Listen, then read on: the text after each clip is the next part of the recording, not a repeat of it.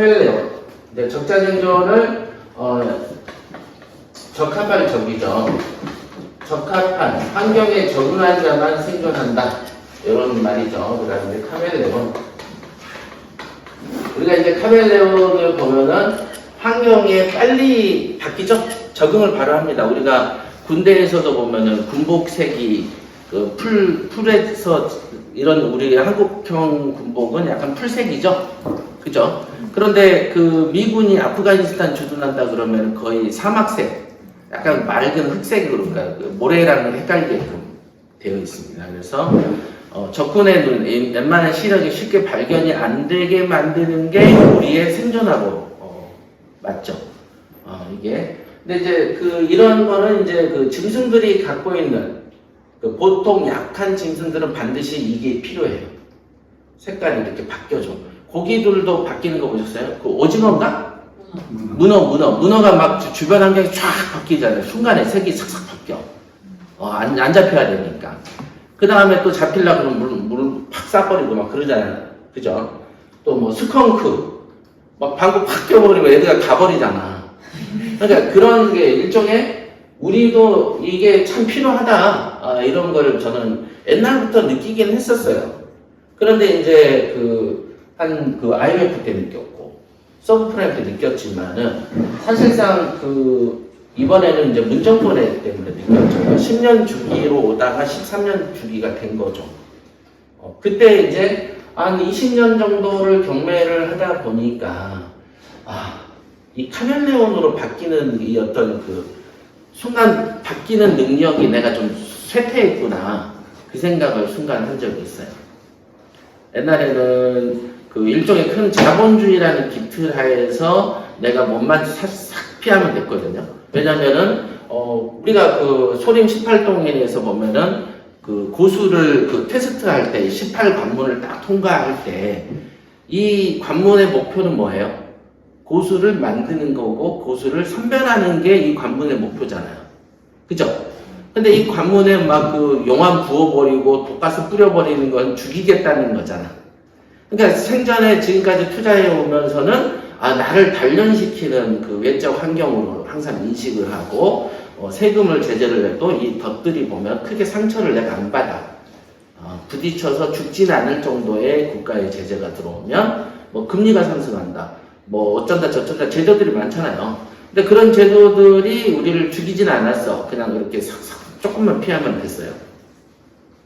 근데 최근에 이 제도가 이제 문재인 정권의 부동산 정책은 애초에 관문에 독가스하고 뭐 함정해가지고 독화살 막 쏴버리고 막 이만한 칼들이 막 날아다니는 그런 환경이 조성이 됐던 거죠. 그러니까 이 카멜레온처럼 그 순간에 내가 이제 웬만하면 살짝 색이 초록색으로 바뀌어도 살짝 연두색이어도 살아남았는데 이제는 그 칼라 색상, 포토샵 색상처럼 딱 찍어서 같은 초록색으로 안 바뀌면 죽을 수밖에 없는 환경이 최근에 있었던 거예요. 맞죠? 그랬었습니다. 그러니까 이제 코로나랑 같이 오면서 부동산 억제 정책 오니까 사실상 부동산, 경매, 교육기관이 다 전면하다시피 했어요.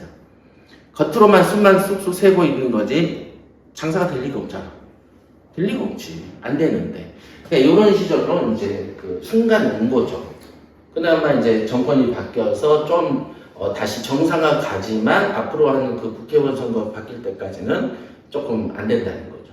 아직은. 물론 지금도 적응하는 방법이 있는데 그래서 생각났던 강의가 오늘 같은 경우에 만나면 요거에 대해서 얘기하면서 내가 옛날에 투자를 어떤 마음으로 했는지를 싹 한번 강의를 해드려야 되겠다 이렇게 생각을 했습니다. 그래서 이제 제목을 이렇게 선택하게 된 계기고요. 그래서 이제 어떤 단어로 이렇게 강의를 해볼까 하다가 이제 신념이라는 강의를 어제 이제 우연히 단어를 딱 봤어요. 요즘에 협회는 장명의 붕이 불고 있습니다. 예를 들면은 타키온 벤처스, 그 다음에 타키온 옥션, 기한 옥션이 미래 바뀔 수 있는 이름입니다. 미리 예고 프로 해드려요. 타키온 옥션, 그 다음에 타키온 대부, 이렇게. 그럼 타키온이 뭔지 아시는 분? 타키온. 예, 역시 부동산을 좋아하는 문과생들은 모르는 이과 용어예요. 타키오는 아인슈타인의 상대성 이론에 나오는 빛보다 빠른 원소, 원자 개념을 타키온이라고 한대요. 그러니까 가상의 원자래. 그러니까 빛보다 빠른 건 없잖아요. 현재 인류가 발견한 것 중에는. 그래서 가상의 세계에서 이 빛보다 빠른 뭐가 있다면 그 이름을 타키온으로 이렇게 정한 거예요. 그래서 이제 그쪽으로 우리가 이름을 막 짓고 있었어요. 그러다가 여러분들이 익히 아는 그 경수 이전에 일비라는 게 탄생한 거예요. 일비. 일비. 제 오늘 일비로 가자. 이렇게. 요거죠? 일비. 그 다음에 어저께 혹시 예리하신 분은 아실 건데 제 방송할 때 왼쪽에 적혀 있었던 거 보셨어요? 네. 뭐죠? 땡! 평상시에는 제가 라이브 했을 때 왼쪽에 있었잖아, 한글이. 보라색으로 보았어요. 오픈 세썸이잖아. 오픈 세썸이. 열려라 참깨. 근데 우리 오픈 세서미가 열려라 참깨 알리바바하고 40일의 도적에서는 열려라 참깨인데 원래 그게 명사로는 그거래요. 얻기 어려운 것을 손쉽게 얻을 수 있는 비법, 방법을 오픈 세서미라고 해요. 딱 이게 우리 스파레주 같은 거잖아. 그래서 그거를 이제 저의 개인 사업자를 하나 만들 때 사업자 명칭으로 쓰려고 오픈 세서미를 했어요. 기가 막히죠? 네. 그 모든 그 장명의 저작권자는 과기사입니다. 원래는 안 그랬는데 갑자기 늙으니까 여우가 됐는지 막 이렇게 뭔가 좀 터지고 있어요. 자, 그래서 이제 신념이라는 걸 가만히 생각을 했는데 신념 뜻이 뭔지 아시는 분? 신념. 믿음 받으러 비슷하네. 그러니까 우리가 이제 믿고 있는 사상하고 철학 뭐 이런 것들 있잖아요. 그것을 우리가 뭐든 믿고 있는 사상과 생각들이 있잖아요. 그것이 있는데 그것을 달성하려고 하는 의지를 신념이라고 그러는데요. 그러니까 누구나 사상이 있고 누구나 철학이 있고 누구나 주의가 있잖아요. 이제 그거를 달성하려는 어떤 행동, 의지, 그게 신념이라고 그러는데 신념. 그러니까 우리가 그냥 우리가 신념이 없다, 어떤 믿음이 없다 그러면 사람이 나약해서 중간에 자빠집니다. 아까 이제 우리 그 마니또에서 일정하게 헌신이 필요하다, 희생. 우리 마니또가 그 퍼스트 1순위가 되는 게 마니또의 올바른 어떤 그 모임의 그 발전 방향이죠, 그죠? 다른 어떤 약속을 제끼더라도 나는 마니또를 와야지. 이런 게 있는 거가 일종의 어찌 보면 신념이죠. 나를 부자로 만들어주고 부자들이 모여있는 곳에서 내가 몸을 담고 평생 살고 싶다. 이게 이제 자기 생각이죠. 그 생각을 실천해야 되잖아요. 그래서 실천하려면 신념이 있어야 돼. 내 믿음에. 나 이 모임이 진짜 내 거 퍼스트야. 라는 믿음이 있어야 되는 거죠. 신념. 이런 거죠. 그래서 이제 제가 이제 그 카멜레온처럼 투자의 어떤 방향을 설명할 때 적합한 단어를 신념이라고 저는 생각을 했고, 그러면 이제 그 신념이 첫 번째 일기 때는 뭐였냐? 딱 보니까 일기와 일기로 나눌 수 있겠더라고요. 그래서 일기는 뭐냐? 일기는 이제 경제 3원칙을 생각했어요. 경제성의 원칙을 내가 추구를 해야 되겠다. 경제성. 이 경제의 3원칙이 보면 첫 번째가 뭐냐면은 최소 비용의 원칙이라는 게 있습니다. 그 다음에 최대 효과의 어떤 원칙이 있고요. 그 다음에 세 번째가 우리가 알고 있는 최소 비용의 최대 효과. 이게 이제 그 경제의 3원칙이거든요. 그래서 진짜 좀 줄여봐봐. 색이 너무 차가워. 자, 최소 비용의 원칙은 경제성의 원칙 중에 첫 번째인데, 어떤 거든 간에 돈이 적게 들어가야 된다는 거죠. 여기서 돈이라는 것도 있지만 어떤 희생도기겠죠. 그 다음 자원도 있고 시간도 있고 어떤 측면에서든 적게 투자되는 것이 경제성의 원칙 첫 번째 최소 비용의 원칙. 그러니까 많이 투자된다면은 경제성의 원칙에 어긋나는 거죠. 이게. 그래서 그 두 번째는 최대 효과의 원칙이다. 효과는 정말 최대로 봐야 되는 게 우리 경제성의 이 원칙에 속합니다. 근데 이제 세 번째는 최소 비용 또는 최소 투자. 그죠? 비용과 투자는 같은 개념이니까. 최소 비용, 최소 투자를 했을 때 최대 효과를 발휘하는 원칙이다.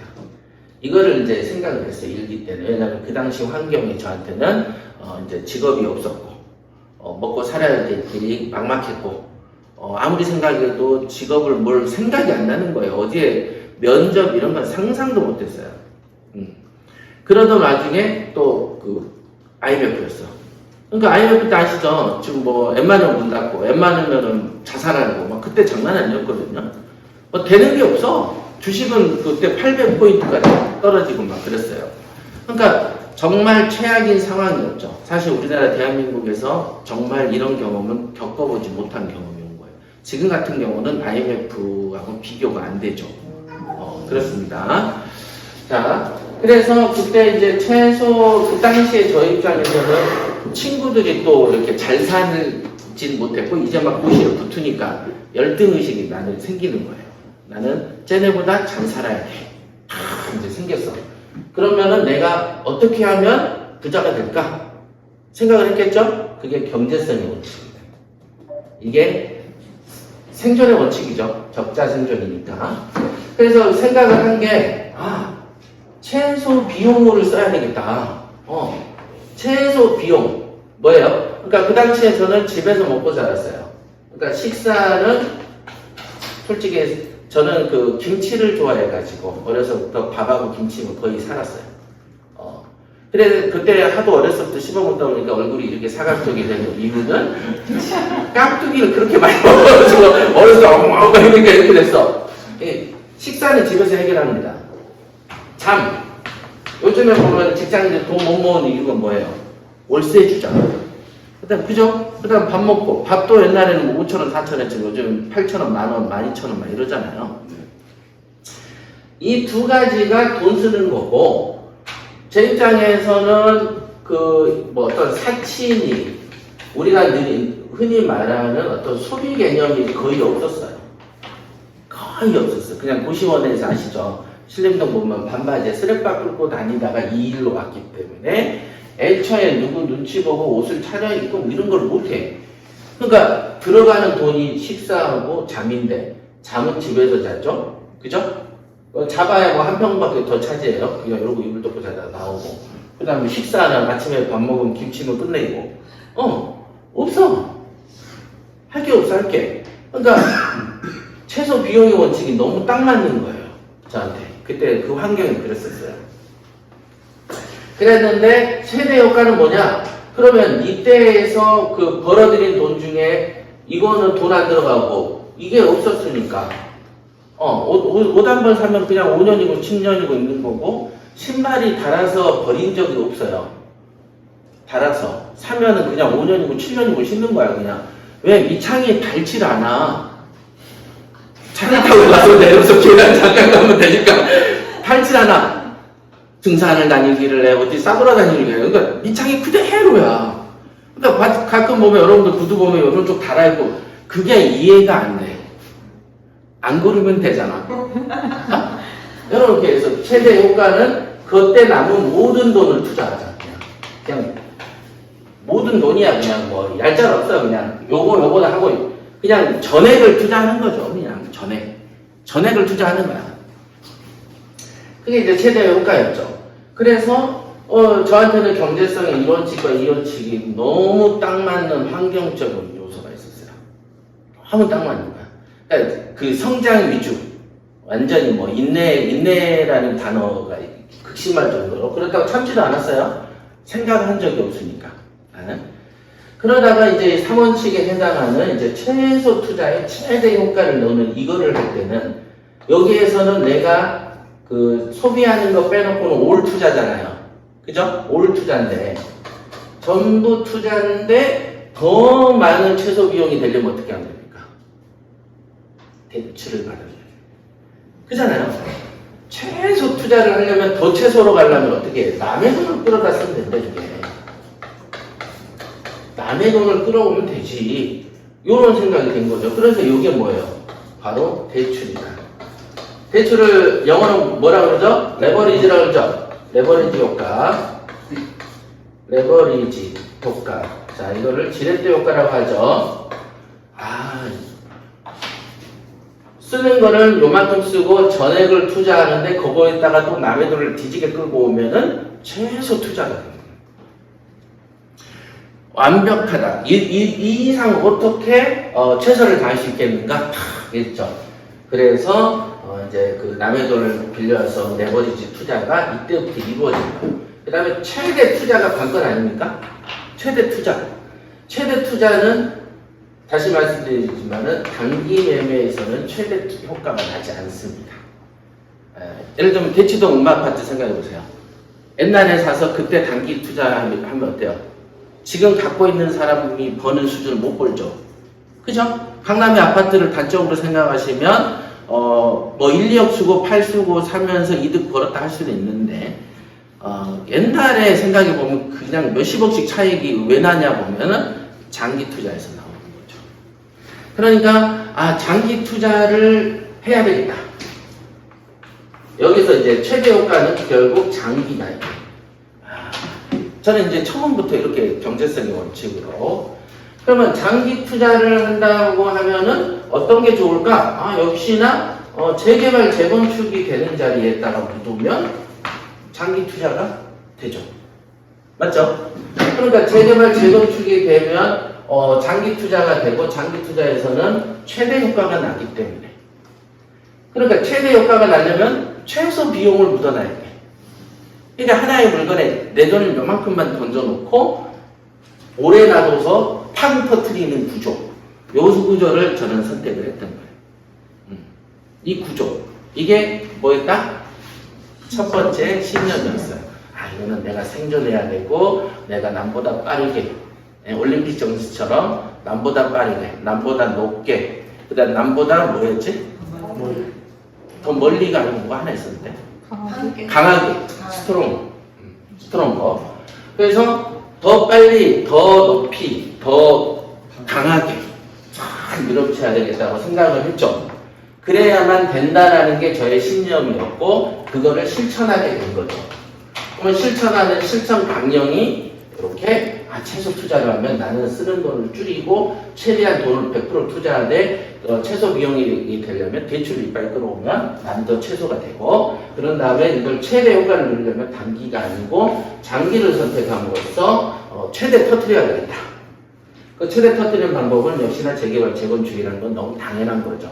가치가 최고로 그 재개발이 됐을 때의 가치와 재개발이 안 됐을 때의 가치 차이가 제일 갭이 크잖아요.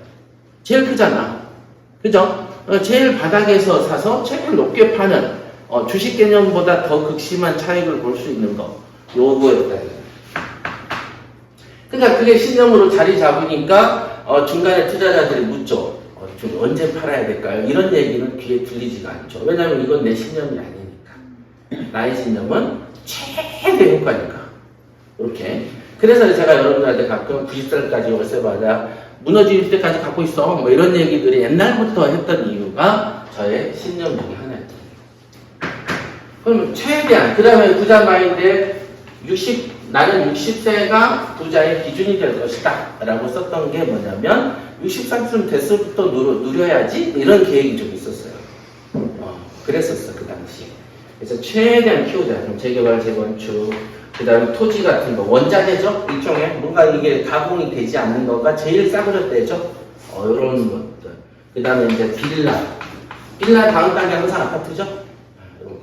그 다음에 그 빌라보다 더 원시적인 단계가 뭐예요? 단독주택. 뭐 이런 형태. 그래서 이런 것들을 이제 많이 샀죠.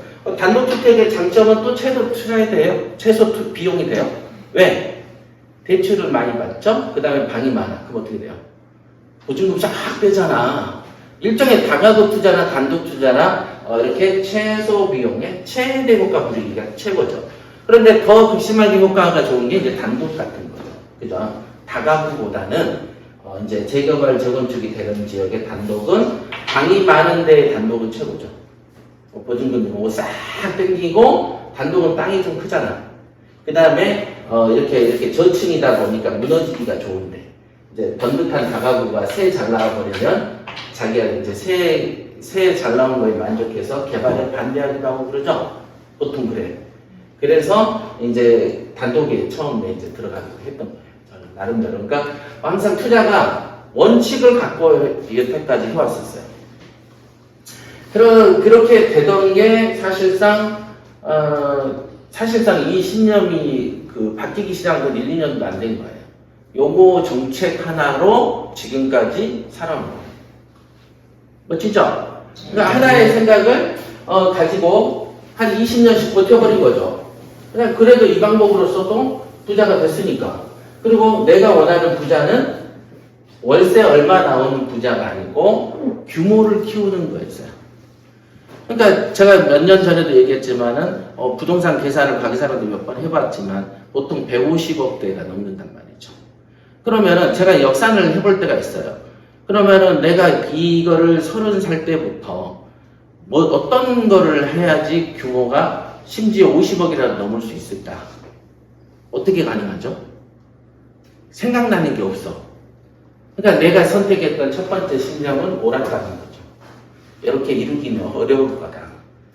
특히나 문정권 하에서 부동산 많이 올랐잖아요. 그럼 저것도 많이 올랐어요. 세금은 지금 2번 뜯겨죠? 작년에 3,300, 금년에 좀 더 내야 돼. 하지만 반드시 위원 나올 것을 알고 있습니다.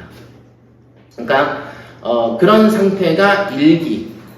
근데 이게 이제 2기로 건너가면서 이제 생각이 조금 바뀌기 시작해요. 바뀐 원인을 내가 적었으니까 잠깐 보면서 얘기할게. 톡방해 주는 거예요? 아니요, 그거는 아니고 아까 쓴 게 따로 있어요. 자, 경제성 3원칙에 대해서는 아시겠죠? 네. 그러면 이제 신념의 변화가 오기 시작합니다. 변화.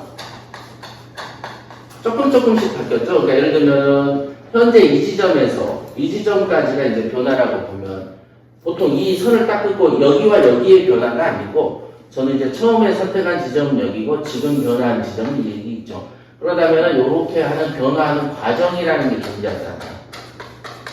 그죠? 과정이라는 게 존재하잖아요. 보통 담벼락 사이에 마당 있고 집이 있잖아요. 그죠? 바로 옆에 집집이 붙어 있는 집도 있지만 그래서 아까 왜 신념이 바뀌었을까를 이렇게 막 이제 그 생각을 좀 정리를 해봤는데 그 중에 첫 번째가 이제 오랜 교육업으로 인해서 이게 교육이 나의 신념이 좀 바뀌는 원인이 된 것 같아요.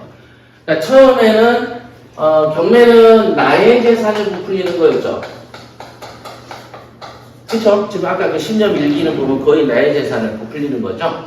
그러니까 나만 성공하면 되는 거니까 나만 노력하면 되는 거고 돈 되는 것만 내가 다 잡아 제끼면 돼. 그러니까 내가 그 당시에 한번 방송에도 자주 언급했지만 5대5 공동 투자를 한 적이 있었다고 했죠. 돈을 한 2억 들고 온 사람이 있었어. 그러면 내가 그걸 당신 돈을 투자해서 그거를 5대5로 나눕시다. 이렇게 얘기해서 그 사람이 그럴게요. 이렇게 된 거예요. 그래서 그 사람이 들어온 돈은 단타 위주로 돌렸어요. 이건 내 돈이 아니니까. 그때 단타 위주로 불리면서 차익이 나는 몇 억씩이 있죠. 그 몇 억으로 내 거는 장타를 하는 거야. 그렇게 했어요. 그러니까 또 최소 비용의 그 원칙에 맞죠. 내 비용은 극심하게 줄여나가면서 남의 돈을 이용하는 방법이 머리에 터지기 시작한 거야. 근데 이제 그렇다고 그런 공동 투자를 했냐? 그건 공투가 아니야. 내 회사 이름으로 사고 내가 판매 시점도 내가 정하고 모두 다 독재적으로 이루어졌어요. 우리가 하는 공동 투자는 뭐예요? 협의체죠. 협의를 하는 순간 망합니다. 되질 않아. 이 돈에 대한 애착심이 없기 때문에 어떻게 돼요? 되지도 않는 물건 같은 걸 사서 제끼기 시작해요. 공투에 망하는 첫 번째 이유가 지 돈이 아니기 때문에. 근데 나는 내가 내 신념을 달성하기 위해서 남의 돈을 끌어와서 내 신념 달성해야 되니까 어떻게 돼? 제일 좋은 차익 나는 걸 사서 제일 반통을 크게 나눠서 그 돈을 나는 제일 장타로 던져야 되니까 당연하게 몰두할 수밖에 없죠. 책임지는 재산이 되는 거예요. 그 점이 좀 달라요. 그래서 근데 이제 교육을 많이 하다 보니까 회원들의 상담이 되죠. 그러니까 처음에 옛날에 교육할 때는 어떤 일이 있었냐면 임 회장님이 좋은 거 다 가지고 그 다음에 뭐 남은 찌끄레기나 우리한테 던져주겠죠 라는 말들을 해요. 그래서 저는 그때마다 아유 이거는 되게 멍청하네 생각하면서 아니 돈이 어디서 뭐 공지 중에서 뚝뚝 떨어지면 그 말이 일면 타당성이 있을 수는 있겠죠. 그러나 돈이라는 게 어디서 계속 나는 것도 아닌데 어떻게 세상 모든 걸 자기가 발견하고 자기가 먹을 수 있겠어요, 상식적으로. 불가능한 이치이다, 이게. 그런 거를 말해주면서, 이제 한 명, 두 명 이제 낙찰을 시켜가고, 뭐 조언도 해주면서, 이렇게 낙찰에 대해서 기뻐하는 모습을 보고, 저도 덩달아서 기쁠 때가 있었죠. 기쁘다는 얘기가 아니에요. 계속 기쁘진 않아. 그런데, 막 새벽잠을 잘 안 자면서 낙찰을 시켰던 사람들의 어떤 그 배신행위, 어떤 뭔가 이렇게 만족하면 나의 만족도를 추락시키는 행위들이 연타로 바바바바바박 이루어지면서 이게 그러면 내가 교육업을 통해서 남을 붙여주는 행위도 있겠구나라고 생각도 하면서도 또 만족감도 떨어지면서도 요런 이제 혼란기를 좀 겪었죠. 저한테 이런 이제 과정 속에 있어요. 그러다 보니까 짜잘짜잘한 물건, 예를 들면 김해 물건, 고수익이죠. 옛날 같으면 내가 잡지. 일기 때 신념 일기가 강할 때는 이쪽으로 건너가거나 어떤 설명을 하거나, 예를 들면 승진이 같은 경우는 당일도 안 하려고 그랬잖아. 며칠 전에도 그제. 네. 저 안 할 거예요. 안 해요. 강의사도 처음에 자리 한 자리 났었잖아요. 그제. 근데 강의사가 안 한다고 그러더라고. 이유는 있어요. 근데 안 한다 그래서 하지 마시오. 강의사는 뭐 앞으로 더 큰 거 이렇게 하면 되지 뭐 이런. 이거 애들 먹는 거 자꾸 건들면 안 돼. 자, 이 말하고 신념이라고 배치되잖아. 그죠? 돈 되면 다 해야 되고, 고수익이면 해야 되고, 최소 투자에 정말 좋은 물건이거든요. 알면서 안 하니까, 신념은 아까 뭐예요? 믿음을 갖고 그것을 실행하는 힘을 신념이라면서요. 근데 믿음은 가지고 있는데, 실행하고 있지 않잖아. 그러니까 요거는 그냥, 이렇게 양보해버리는 것들이, 이제, 이렇게 어떤 업이면 직업이면 직업, 아니면 어떤 환경적, 제가 나이 들면서 이런 부분들이 신념에서 살살 변화가 오기 시작한 거죠. 이해돼요? 안 그러면은 승지한테 들어가 이렇게 안 하지. 그래 그럼 내가 할게 이렇게 하지. 근데 야 이거 무조건 들어가. 이렇게 이제 됐던 것들인 거죠. 그게 가만히 생각해 보면 나의 어떤 믿음하고 배치되는 행동을 내가 하고 있구나. 이런 생각들을 하게 됐어요. 이번 기회에 강의 준비할 때 가만히 생각해 보니까 내가 지금 신념이 바뀌고 있구나. 믿음이. 지루하세요? 그만할까요, 실시? 아닙니다. 네. 아니죠? 네. 자, 그래서 이게 내가 조금씩 바뀌네. 그 원인이 뭘까? 교육업 때문인가 보다. 내가 만약에 교육업을 하지 않고 컨설팅과 개인 투자업을 그대로 했다면 전혀 이런 마음이 생길 리가 없잖아요. 그죠? 계속 나는 눈에 뵈는 도 이루고 있었겠지.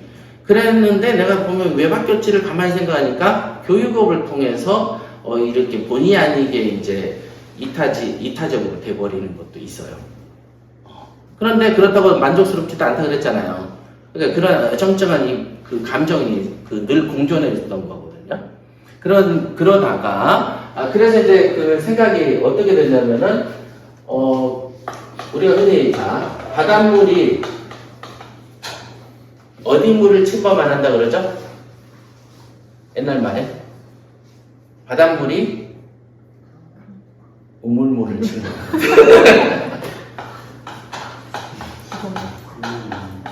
이런 말이 있습니다. 삼국지에. 그래서 이제 그 일종의 우리 대기업이 시장 상권을 노리면 아니지 않냐, 이제 이런 얘기들이 또 나오는데 삼국지에 보면 많이 나와요. 바닷물은 우물물을 침범하지 않는다. 그죠? 근데 강물은 끝은 바다잖아. 근데 이제 우물은 진짜로 바닷물하고 연이 없죠. 전혀 근거도 없고 그 넓은 바닷물이 우물물은 침범하지 않아. 그래서 이거는 내 영역이 아닌 것 같아. 그죠? 예를 들면 최근에 그 박이사가 그 유경 페스티벌이 1년 몇 개월 만에 나갔죠? 세보니까 2년이에요. 2년 만에 나갔답니다. 박수 쳐주셔야죠. 그거를 그 처음에 이제 그 과기사가 이제 내가 이제 낙찰 받으려고 폼 잡고 있는데 과기사가 딱 보더니 고제도 가깝잖아요. 고운빌라랑 걸어서 코앞이야. 그래서 이것도 그 고운빌라랑 가까우니까 제가 하면 안 됩니까? 이렇게 해서 굉장히 합리적인 논리인데 그래요? 이렇게 됐던 거예요. 자, 여기서도 보면 신념의 변화가 생긴 거야. 이거 내가 굳이 뭐 사서 월세 몇십만 원 더 늘리면 뭐해. 뭐 이런 마음이 이제 늘 이렇게 있었던 거예요. 몇 년 전부터. 그게 뭐 때문이라고요? 교육 때문이었잖아. 교육을 하다 보니까 모든 걸 내가 가질 필요는 없겠구나라는 생각을 하게 되더라고요. 이런 거는 여러분들이 분명히 겪게 될 과정이에요. 저의 신념의 변화를 얘기 드리니까 여러분들도 이제 여러분들은 속으로 그러시겠죠. 아이고 그걸 왜 줘, 내가 했어야지 이렇게 생각하실 수도 있어요. 그러나 이제 저는 그렇게 바뀌고 있었어요 이미. 그래서 내려놓게 되고 보내게 되고 안 먹게 되고 발전 안 하게 되고 이렇게 이제 조금 밀리더라고요. 예, 그런 변화가 좀 있었습니다. 그 다음에 이제 두 번째 이유로는 더 큰 돈을 벌 수 있는 다른 사업에 집중하는 식으로 마음이 이동하는 중이었다는 거죠. 그게 이제 여러분들 알다시피 이제 해모보조스잖아요. 그게 2015년에 컨택이 돼가지고 지금 무려 8년간 했습니다. 8년. 8년. 근데 8년인데 물건을 2번 들어왔어. 세상 멍청한 짓을 하고 있는데, 제가 이거를 딱 했을 때, 만났을 때 세운 신념이 있어요. 이것도 신념이다, 이게. 그죠? 여러분들, 오늘은 꿈속에서 신념이라는 글자가 크게 떠오를 겁니다. 그래서 이 신념은 뭐냐? 내가 10년간 30억을 쓰고, 11년째 40억에 팔지 뭐. 그러면은 1년에 1억씩 모은 거잖아. 요런 계산이 처음 8년 전에 했던 생각이에요. 8년 전에. 그러니까 이게 나의 신념이었어. 나는 요 정도면 돼. 이걸 딱 정해놓으니까 흔들리지 않아. 흔들리면 신념이 아니지. 이렇게, 자, 이렇게 됐어요. 그러니까 이거가, 즉, 돈을 더 벌 수 있다라고 느껴질 때 등장하는 경제학 용어가 뭔가요? 내자입니다.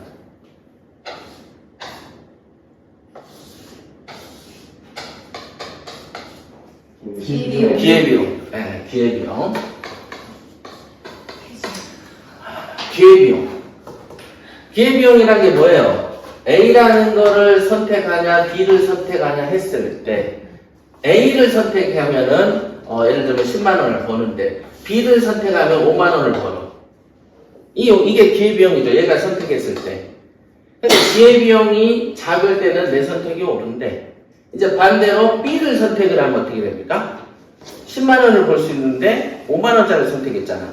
그러니까 기회비용이 커져버리죠. 그럼 투자가 실패를 해. 승천씨 졸리냐? 졸리지? 이러다 막 진짜 아니지? 이렇게 돌려서 봐요. 좋은 거 정면으로 보는 거야. 자, 이런 게 이제 기회비용이야. 기회비용. 알죠? 저 강의 한 번씩 하면 2시간 가는 거야. 그러니까 조심해야 돼. 돌면 찍혀. 조심해야 돼. 덥다 무슨 에어컨 좀 틀어요. 왜 에어컨을 왜 틀어요? 그래서 이 기회비용이라는 거를 고민을 하게 된 거죠. 지금도 보면 그렇잖아요. 더 큰 돈, 자 경매로 내가 이만큼을 벌 수 있어. 근데 경매보다 더 다른 걸 더 큰 돈을 벌 수 있다고 판단되는 게 있어요. 그러면 어때요? 더 큰 거를 선택해야지. 그건 너무 당연한 거잖아요. 뭐 가치가 뛰어날 수도 있지만 돈이 뛰어날 수도 있는 거고 어떤 목표가 뛰어날 수도 있는 거죠. 그죠? 예를 들면 나는 좁은 방구석이 싫어. 그래서 방구석만 있어도 남편이 한 500씩 줘. 근데 나 그 500 떠나서 밖에 나가서 일하면서 100이라도 벌래. 그러면 그 사람한테 자유도 비용이죠. 그죠? 이제 그런 식의 이제 저도 나름대로의 기회비용 평가를 했을 때 더 큰 거를 발견하려고 애를 썼죠. 왜냐면 경매를 한 20년 하다 보면 지루하고 정말 뭐라고 해야 되나? 재미없는 드라마를 계속 보는 거의 반복이죠. 여러분들 경매해보면 어때요? 반복이죠? 새로울 게 없어. 다 거기서 거기야. 이렇게 계속 드라마를 작년에 본 드라마를 주인공 이름만 바꿔가지고 또 등장해.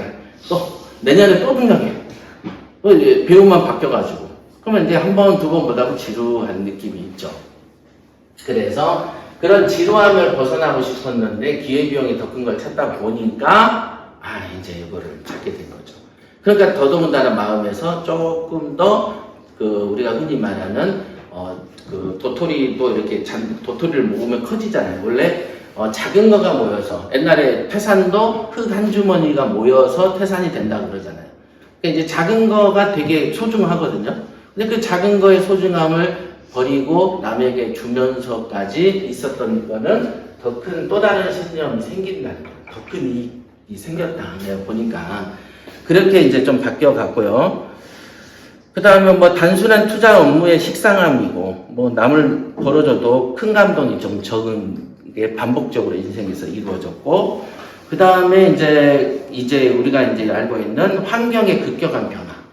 그게 이제 최근에 3년간에 있었던 거죠. 아까 말한 어떤 국민을 훈련시키고 단련시키는 용도로 있었던 관이 아니고 독가스 뿌려버리고 죽여버리려고 하는 정책들이 이제 막 최근에 막 쏟아졌잖아요. 그죠? 사유재산제도를 부정하고 예를 들면 대출 막아버렸죠. 그 다음에 주택 개수 많으면 징벌적 과세 때려버리죠. 이거는 공산당 정책이다. 과세는 징벌로 쓸 수 없습니다. 과세는 우리 그 세법에가 무조건 이익 있는 곳에 과세한다 이렇게 돼 있지, 이익 더 많은 놈 더 죽인다 이런 징벌이라는 단어는 존재할 수 없어요. 징벌은 형벌에서만 있을 수 있고 탈세에서만 징벌이 존재하지 보유 자체를 악하게 보는 거는 말이 안 되는 개념이죠. 그런 데다가 이제 우리가 흔히 하는 아까 말했던 최소 비용의 원칙을 깨뜨려 버린 거죠. 아까 대출 규제해버렸죠? 대출을 규제했잖아요. 그럼 최소 비용의 효과를 막아버렸죠, 아까. 그러니까 조금 더디게 만들었다. 대출이라는 게 우리의 어떤 사업성을 악화시켰던 거죠. 비용을 증대시켰어. 그 다음에 대출을 냈지. 요즘에 금리 어때요? 이자 높죠? 높아. 그 다음에 아까 말한 전체로 투자했었잖아요. 비용을 최소로 줄이고 잠만 자고 밥만 먹었잖아. 근데 뭐가 높아졌어? 물가가 더 높아져. 계속 이제 모든 경비가 높아지는 거죠. 그 다음에 뭐 주택 개수에 따라서 또 세금이 중과가 됐죠? 계속 안 좋아져. 그러면 이제 재건축 재개발한다고 하면은 어때요? 거기에 실거주 하라고 막 그러잖아, 옛날에. 요즘 투기 지역이 어쩌고 하면 실거주 하래. 사람 몸뚱이는 하는데. 이런 식이야. 그러니까 이게 최근에 문재인이가 했던 3년 동안의 어떤 환경의 급격한 변화가 온 거죠. 엄청난 급격한 변화. 이거는 죽이려고 했던 거죠. 물론 지금 이제 얘네는 사라져서 있지만 우리가 뭐 대출 규제, DTI니, DSR이니, 그 다음에 지금 한 2년 정도는 예측하고 있더라고요, 사람들이, 전문가들이. 2년 정도는 세계 경제가 계속 침체할 것이다. 이렇게. 그러니까 이런 어떤 변화들이 온 거예요. 그러니까 서서히 아까 말한 교육업이 어떻고 뭐 가성비가 기회비용이 큰 건 어떻고 이런 원인들이 쌓여서 이쪽에 신념 2기, 신념 1기 쪽에서 2기로 이동 중이었는데 내색을 안 하고 있었지만 행위로는 보이기 시작했죠. 돈 되는 걸 남한테 눈에 뻔히 보고 양보하기 시작해. 근데 양보를 하면은 막 기뻐야 되는데 기쁘지도 않아. 그냥 뭐 먹으라고. 뭐 이런 식으로. 그러니까 어떤 매너리즘이랄까? 이런 거에가 반복이 되다가 최근에 이제 이런 급변하는 사태가 여기쯤에서 이제 터지기 시작한 거야. 이게 문제. 이게.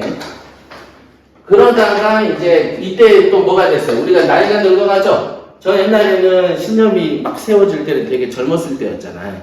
강했죠. 결혼도 안 했을 때고 책임질 사람 한 명도 없고 엄청났어. 그랬는데 지금 어떻게 됐어요? 애들이 크잖아요. 그죠?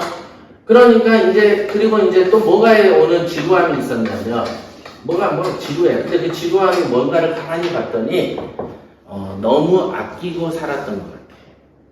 그러니까 누리고 살지 않았던 거지. 그냥 돈이 빨리 커져야 되겠다. 나 60세가 기준이 돼가지고 그때 최대한 터뜨려서 그때부터 정말 풍요롭게 살아야 되겠다.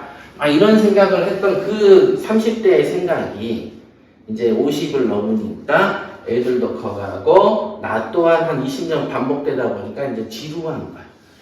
이거를 쓰고 살아야 되겠다. 누리고 살아야 되겠다. 예를 들면 같은 150억이 있으면 50억으로는 그냥 집 사고 100억은 현찰로 바꿔가지고 현찰로 누리고 살아야 되겠다. 이런 생각이 드는 거라, 이제. 뭐, 부동산 많다고 해서 누가 뭐, 알아봐 주는 사람도 없잖아요. 그죠? 알아봐 주는 사람도 없고, 그냥 풍요롭게 쓰고 살지 뭐. 아니면은 뭐 70에 80에서 쓰고 살지 뭐. 이런 생각이 나이가 들고 애들이 커가니까 생기는 거예요. 이 변화가 좀 느껴지신가요? 네. 처음에는 그 네. 경제성의 원칙. 여기에는 이제 그거보다는 내가 너무 자제하고 살았다. 이제 좀 막 그 남들 하듯이 좀 즐기고 살아야 되겠다. 이런 생각이 들더라고요. 이런 생각이. 옛날에는 땀 한 방울까지 짜내가지고 투자를 해서 키워야 되겠다. 그랬는데 어떤 이런 극심한 어떤 환경, 이게 그냥 문재인이죠. 문재인 때문에 이제 바뀌기 시작한다. 더 빨리. 물론 이제 이미 여기까지 왔지만 문재인 때문에 더 가까워져 버린 케이스. 이렇게 되더라고요. 그래서, 이때 이제 신념이 이게 신념일기. 그건 신념이 이때 바뀐 거야. 지금 바뀌고 있어요. 많이 왔어. 이 신념은, 지금 똑같이 그 얘기를, 이 신념은 뭐냐면, 부자로 살되 누리고 살아야 되겠다. 이걸로 바뀌었어요. 이때는 경제성의 원칙에 따라서 규모를 최대한 키워야 되니까 딴 거 얄짤없어. 그냥 막 헝그리 국소야. 이때는 좀 짜장면도 시켜먹고 탕수육도 시켜먹고 뭐 이번에 1차전 안 하면 어때? 2차전 하지 뭐 이런 거 있잖아. 그런 식으로 살짝 바뀌는 거예요. 네, 물론 이 자리가 다른 비즈니스로 채워질 거라고 저는 생각을 해요. 아까 말한 가성비 세일 이 경매 전업 부분에서 이렇게 이전하고 있다. 이게 신념입니다. 그러니까 정리를 하자면은 투자를 할 때 물론 이제 제가 초창기에는 이해가 안 됐던 것들이 뭐냐면 저는 신년 초창기에 목숨 걸고 할 때 수많은 사람들이 이때 뭐라고 나오냐면 가정 문제, 가정이 더 소중하죠. 인생이 더 소중하죠. 라이프의 표준이 어쩌고 저쩌고. 지금 이 얘기했던 거가 저는 이때 느끼는 건데 이때쯤에도 계속 한 몇 년 전에도 우리 그 직원들 중에도 있었잖아요. 이제 가정이 더 소중하잖아요. 뭐 이런 건데 그러면 저는 그런 가정을 버렸나? 버린 건 아니잖아요. 동시에 유지할 수 있지만 이제 경중의 차이는 좀 있을 수 있겠다. 근데 그런 기준들을 통해서 어렸을 때부터 그런 생각을 가지면 재산이 안 커진다는 거죠. 누릴 수도 없어. 그러니까 저는 어렸을 때는 빡시게 다녔고 이제는 조금 편하게 가야 되겠다. 그러게 이제 마니또하고 이렇게 계속 이렇게 풀어주고 물건들 개발하면 남 주고 뭐 이런 것들이 시작되는 것 같아요. 그 신념의 변화 때문에. 아시겠죠? 그러니까 저는 이렇게 살았는데 그게 아까 말한 카멜레온 같은 거랑 딱 맞다 이게. 이제는 환경이 나를 이렇게 이쪽 색깔로 이렇게 싹 바뀌고 있다. 내가 등짝부터 이렇게 싹 바뀌고 있는 거죠. 그러니까 여러분들도 선택을 하셔야 돼. 내가 무슨 컬러로 살아야 되겠냐. 근데 이제 중요한 건 신념이라는 단어 같아요. 그러니까 내가 믿고 있는 생각과 철학을 실행하려고 하는 거. 실행하려고 하는 마음. 근데 실행이 벌써 딱 안 되니까 신념이 변하잖아요. 저도. 벌써 그죠? 실행이 첫 번째 신념에서 어긋나는 행동과 하나, 둘, 셋, 넷 하는 신념 2로 바뀌잖아. 신념 2로 아마 이제 남은 세상을 살 것 같아요. 신념 2로. 갑자기 여기서 돌변해가지고 신념 1으로 싹 가서 맹수나 약탈의 세계로 진입하지는 않을 것 같아. 막 재건축 있는 거 하나 어떻게 해서 이런 생각에서 조금 빠진 것 같아요, 저는. 그러니까 그게 바로 옛날에 제가 스파레즈 할 때 사람들이 묻는 거라. 교육생들을 계속 그렇게 키우면 첫 번째 교육생들, 앞부분의 교육생들이 후배들 먹을 거 다 뺏어가 버릴 건데, 그럼 나중에 오는 스파레즈 교육생들은 먹을 것도 없는데 왜 키우냐? 요렇게 말하는 똥멍청이가 있었는데, 걔가 옛날에 우리 헐뜯었던 방송하는 놈이 하나 있어요. 경매 방송하는 놈. 그래서 내가 변호사 시험도 해년마다 몇백 명씩, 몇천 명씩 나오는데, 그러면 뒤에 오는 변호사들이, 지금 20대 대학생 변호사들은 그럼 다 굶어 죽냐? 이렇게 예를 들어줬죠. 그런 것처럼 은근하게 세대 교체가 이루어지는 것 같아요. 저도 어찌 보면 세대 교체로 가는 거죠. 그죠? 여러분들이 또 이렇게, 여러분들이 이제 한 요즘이 있겠지. 그죠? 숙제 좀 화장실 하고 싶어? 근데 왜 다리를 덜덜덜 떨면서 자꾸 주의를 끄네? 나 여기 질문 있으